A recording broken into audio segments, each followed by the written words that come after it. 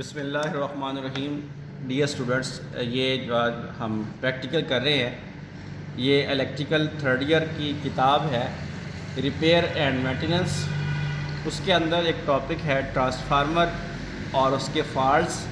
पहले हम आज ट्रांसफार्मर की जो साख्त है वो पढ़ेंगे। सबसे पहले डायग्राम तो नहीं कह रहा, मैं ये अब तस्वीर में देख रहे हैं, ये हमारे पास एक ट्रांसफार्मर है। इसके अंदर क्या किया गया है ये देखें। इतना जो साइज़ है ये हमारे पास एल्युमिनियम की बनी हुई पत्रियां हैं। इन पत्रियों को बज़रिया वार्निश आपस में, ये ई टाइप की पत्रियां हैं, इनको आपस में जोड़ के एक जो है वो पार्ट बनाया गया है और इसको आपस में बाउंड करने के लिए ये आप देख रहे हैं ये नट बोल्ट लगा दिया गया है ताकि ये आपस में मुकम्मल जो है वो क्या रहें, जुड़े रहें। ये स्ट्रक्चर तैयार करने के बाद इसके अंदर जो है ये वाइंडिंग की गई है और वाइंडिंग के बाहर ये जो है अब्रक, जिसको हम पेपर कहते हैं, ये पेपर, इसको हम वाइंडिंग पेपर भी मार्केट में इस नाम से जाना जाता है, ये इसके ऊपर लपेट दिया गया है।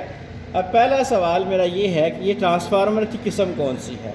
अब इसमें आपने पढ़ा हुआ है, ऐसी मशीन के अंदर भी पढ़ा हुआ है, मैंने रिपेयर में भी आपको पढ़ाया है कि ट्रांसफार्मर की ये कौन सी शेप है। इसके अंदर वाइंडिंग अंदर है और कोर जो है ये बाहर की तरफ है, तो इसको हम क्या कहेंगे, कोर टाइप ट्रांसफार्मर कहेंगे। ठीक है। उसके बाद अब अगला सवाल है कि ये ट्रांसफार्मर स्टेप अप है या स्टेप डाउन है।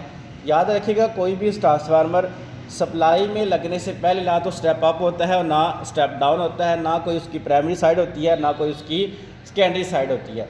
ये कब पता चलता है, जब हम जिस साइड को हम सप्लाई के साथ लगा दें वो क्या बन जाती है, प्राइमरी साइड, और जिसको लोड के साथ लगा दें वो सेकेंडरी साइड।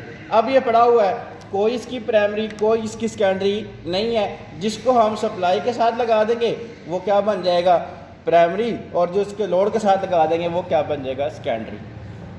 आपसे एक सवाल पूछा जा सकता है कि आपके सामने एक ट्रांसफार्मर पड़ा हुआ है, आपने बगैर इसको सप्लाई में लगाए ये बताना है कि ये ट्रांसफार्मर की कौन सी हाई टेंशन है और कौन सी लो टेंशन है। लेकिन ये जो मैंने ट्रांसफार्मर पकड़ा हुआ है इसके अंदर दोनों साइड पे जो तारें हैं वो सेम साइज़ की हैं। इसका मतलब ये है कि ये 1-to-1 ट्रांसफार्मर है। इसको हम आइसोलेशन के लिए इस्तेमाल कर सकते हैं। मतलब कि हम अगर उसको 220 वोल्ट देते हैं तो हमें आउटपुट भी ये 220 वोल्ट देता है। इसमें स्टेप डाउन या स्टेप अप का ऑप्शन है नहीं है।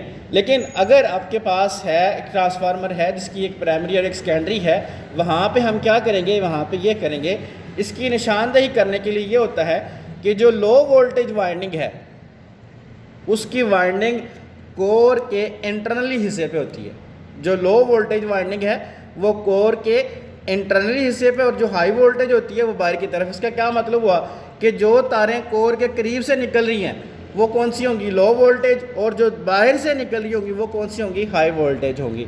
इससे हम पता लगा सकते हैं कि ये ट्रांसफार्मर ये जो है ये लो वोल्टेज है या हाई वोल्टेज है, या इसकी प्राइमरी साइड कौन सी है या सेकेंडरी साइड है कौन सी है। अच्छा, एक को हम सप्लाई के साथ लगा देंगे, दूसरे से हम लोड लगा देंगे, फिर हम इसके वोल्टेज भी मेजर कर सकते हैं। लेकिन ये असल तरीक़ाकार यही है कि जो हम क्यों करते हैं लो वोल्टेज अंदर की तरफ और हाई वोल्टेज बाहर की तरफ, इसलिए करते हैं क्योंकि जो हाई वोल्टेज वाइंडिंग है उसको जो है वो इंसुलेट करना जो है वो मुश्किल होता है, इसलिए हम उस हाई वोल्टेज वाइंडिंग को बाहर की तरफ रखते हैं।